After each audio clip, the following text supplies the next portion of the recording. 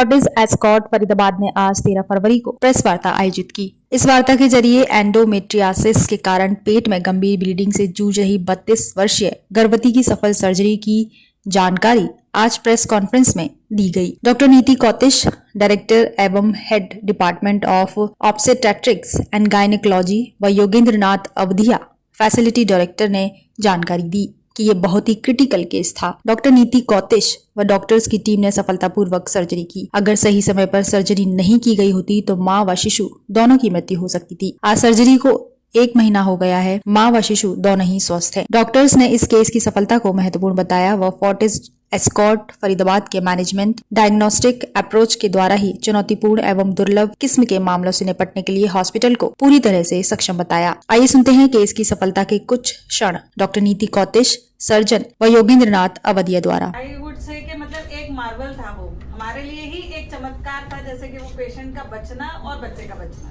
Madam ये जो case किया आपने जी, इसकी कोई वीडियो रिकॉर्डिंग वगैरह आप सर हम उस समय इतने ज्यादा वो थे कि बहुत छोटी सी एक वीडियो क्लिप है मेरे पास, but it was very small, तो इसलिए हमने वो प्रेजेंटेशन में भी नहीं डाली। वो बहुत ही छोटी 8 सेकंड 9 सेकंड की वीडियो क्लिप है मेरे पास।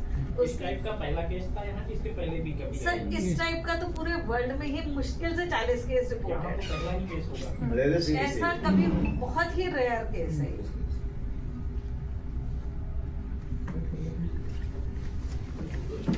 वर्ल्ड के 40 केस हैं तो इंडिया में कितने होंगे? सर जो हमने ढूंढे हैं मुश्किल से 4 या 5 केसेस रिपोर्टेड है इंडिया के। बाकी इंटरनेशनली कुछ अंडर रिपोर्टेड भी होंगे, क्योंकि पता ही बाद में चलता है। वंस ये झिल्ली होती है जिसको हम ओमेंटम बोलते हैं, उसके अंदर से भी एक बहुत मोटी वेसल थी जो कि ब्लीड कर रही थी। फिर हमने उस वेसल को भी टाई किया, बांधा, पूरे पेट को वॉश किया, ड्रेन डाल के हमने उस पेशेंट को क्लोज किया। शी वॉज स्टेबल, लेकिन हमने फिर ऑब्जर्वेशन के लिए कि दोबारा कोई ब्लीड बढ़ता तो नहीं है, because it was absolutely unexpected. कहीं से कोई मतलब ऐसा था ही नहीं कि ये कहीं से ब्लीड भी कर सकती है। दूर दूर तक दिमाग में वो ख्याल नहीं था कि हाँ अंदर ब्लीडिंग हो सकती है बिना यूट्रस रप्चर हुए प्रेगनेंसी में।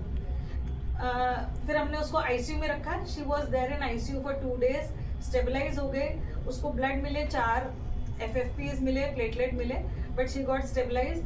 और सबसे अच्छी बात यह है कि उसकी बच्चा भी जो है वो ठीक टाइम पे निकला, नर्सरी में बहुत अच्छे से मेंटेन हुआ।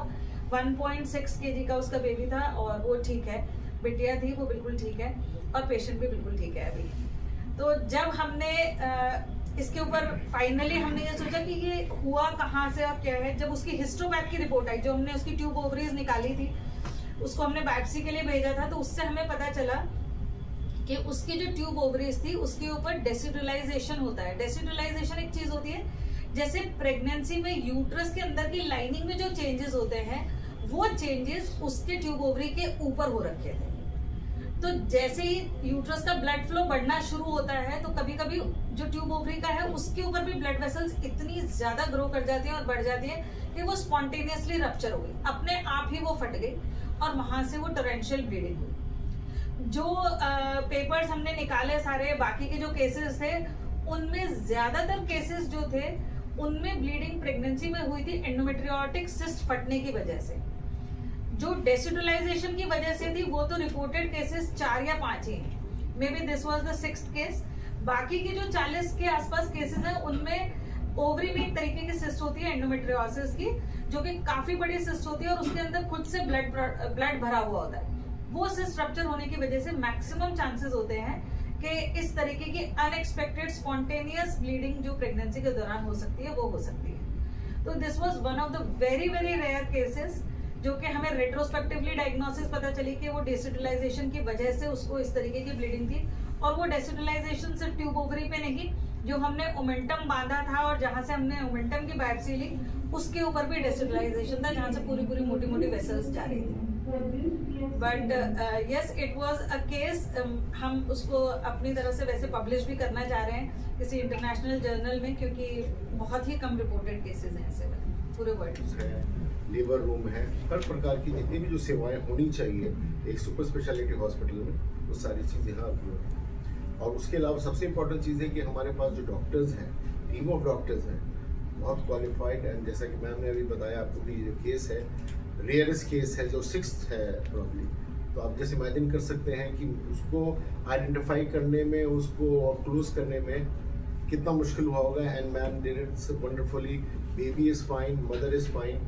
सो इस प्रकार से we are fully equipped as far as the services are concerned. जो रेयरेस्ट टू रेयरेस्ट है, मोस्टली हम 65 to 70 डिलीवरीज करते हैं in a month, sometimes we do 100 deliveries also. But ये एक रेयरेस्ट केस है जो कि अपने आप में यूनिक है, और इसके लिए एक मल्टीडिसिप्लिनरी टीम की आवश्यकता होती है, जो हमारे पास में विद टेक्नोलॉजी, मेडिकल टेक्नोलॉजी, और जो एक हाईली प्रोफेशनल्स और स्किल्स वाले जो हमारी टीम है, surgical team and gynae team, they have done this fantastic job, for which I would like to congrats to them. Apart from that, मैं आपको बताना चाहूँगा कि जैसा कि आप जानते हैं कि हॉस्पिटल 40 साल से हॉस्पिटल सेवाएं दे रहा है।